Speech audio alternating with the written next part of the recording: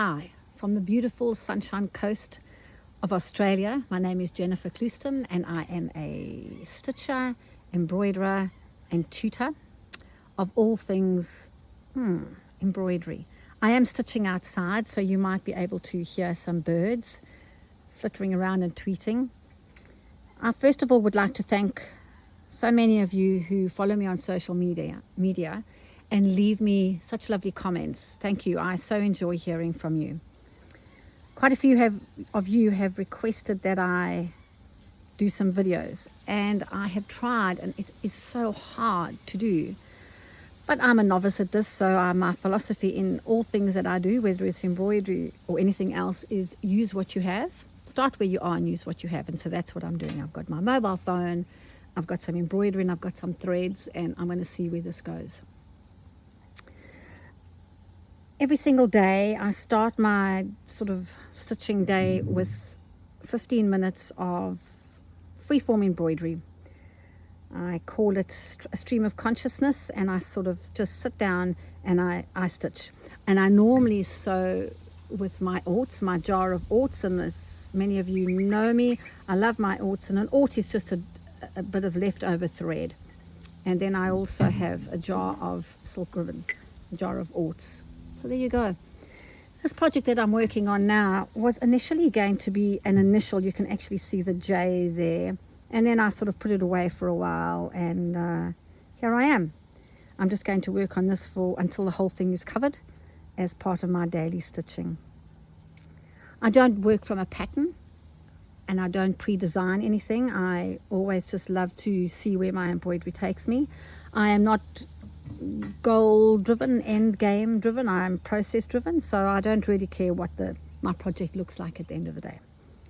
So I've actually just completed, let's get going though. I've completed this little very bright lazy daisy flower over there, and I'm now going to, I've still got a little bit of silk ribbon left over. Don't you just love the back of work? Oh, that's interesting.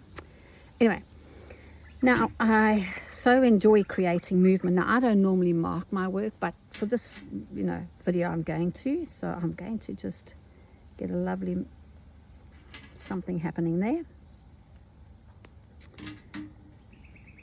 and I'm going to try and incorporate this at a later stage. So I'm just going to get it out the way. Oh, sorry about that wobble in the head. It's really going to be interesting to see how this pans out.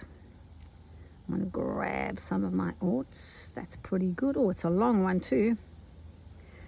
There's a few things you need to know about my embroidery, is that most of the time, if not always, I turn my work upside down and I work away from myself. So I'm going to actually do a fern stitch over there.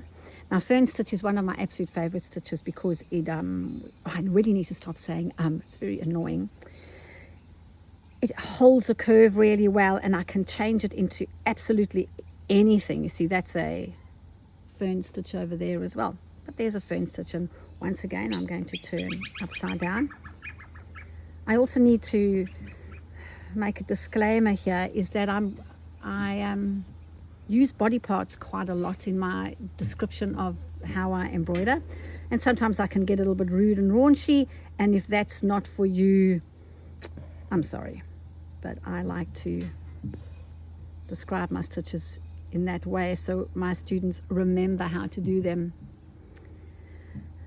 There's a fern stitch, and how you travel is you sort of go down that marked line I just drew, and keeping your bottom very tidy, go into that very same point there, and then give yourself two little legs, but making sure that your legs are not splayed. And then you just bomb all the way down. You'll notice that I am a stab stitcher. I prefer that method of stitching, and I work in a hoop. So I'm sure that this is why doing this video might prove to be very difficult. But anyway, I'm a virgin at this, so let's see how I go.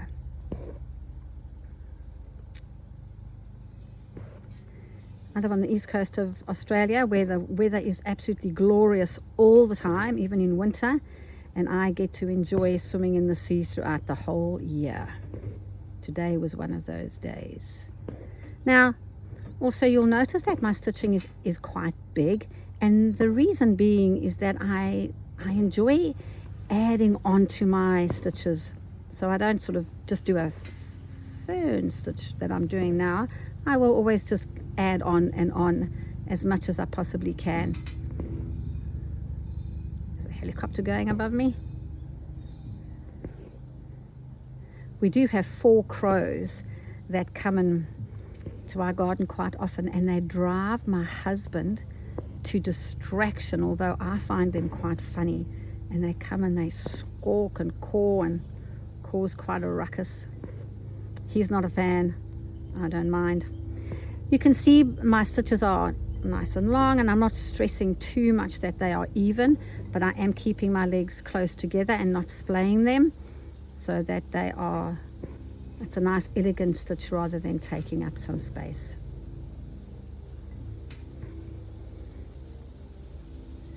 Now this is quite a long aut. Obviously I was using it for something and the color wasn't right, so that's why I landed up in my aut jar.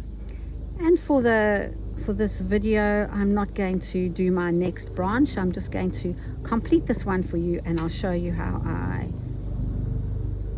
add on and extend. So there you go. I'm not going to end this off. I'll just simply take it over there and get rid of it so it's out of my way. So there is my first fern stitch. There's another helicopter going above me. What would happen if I added to this some red, because there is some red happening there, isn't there? Or do you think I should add, I think I'll add a finer thread.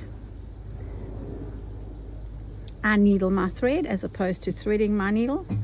And please excuse my callus. I've been hand quilting, so that callus is really nice and developed, for which I am very grateful. I'm going to start at the top again and simply just adding a lovely extra long, so this is a purl number 12, so I was working initially with a purl number 8, and now I'm just going to add on some extra bits, keeping my bottom tidy, making sure that when I go back in there it's into the same place, and also making sure that the stitches that I'm adding on are really extra and luscious and long. Long stitches are your friends. They take up space and create movement and dimension, and also they're so much more relaxing to do than doing tiny little mean little stitches. Well, that's for me anyway. Don't you just love the sound of needle and thread being pulled through fabric? It's my best.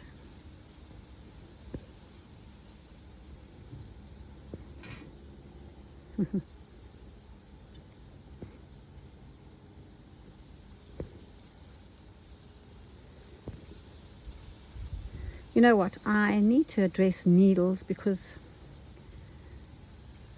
needles are such a pain for me when I teach, because people arrive and they've got these needle books with every needle underneath the sun, and all I want is a chenille 22 for my silk ribbon and my metallic threads, and a milliner's number 3, 9 and 12 will do all my other stitching. So I'm going to go behind here and end off.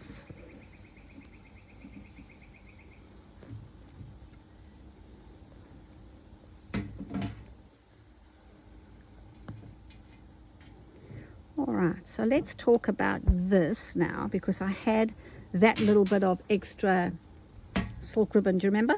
And I don't want to waste it, but that'll come in quite handy, because if I just simply come up on the ends of my thicker initial fern stitches, and I kind of do a little stab stitch. I'm not pulling it too tight. I'm not stressing too much if it's twisted. I'm just bombing along my fern stitch, doing these little, I think I've got something happening behind my work there. I'll be like Scarlett O'Hara and think about it tomorrow. It's have a look what it looks like. Yep. Just as I thought.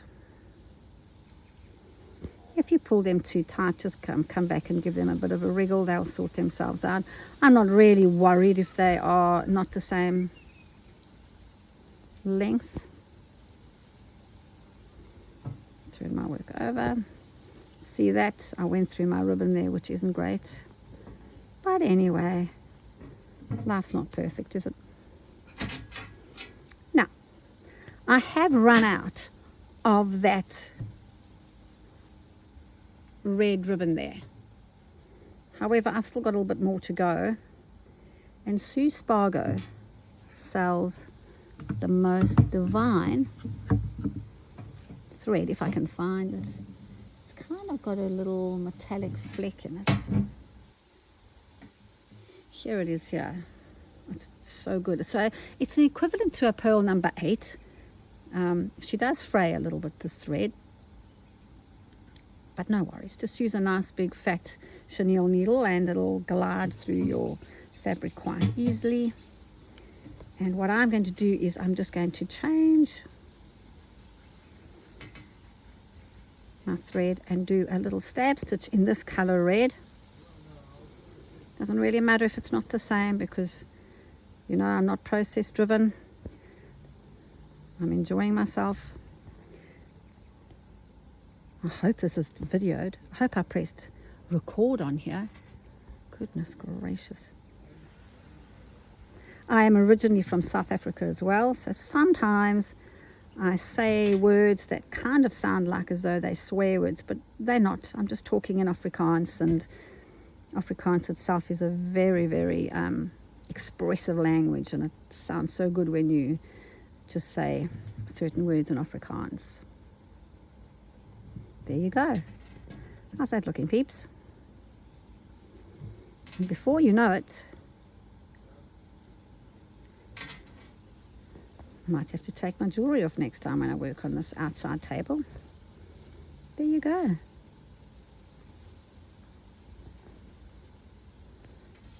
How's that? Can you see? Oh my goodness, that is my first video. I'm going to see if I can now upload it onto YouTube. Thanks for your time. Bye for now.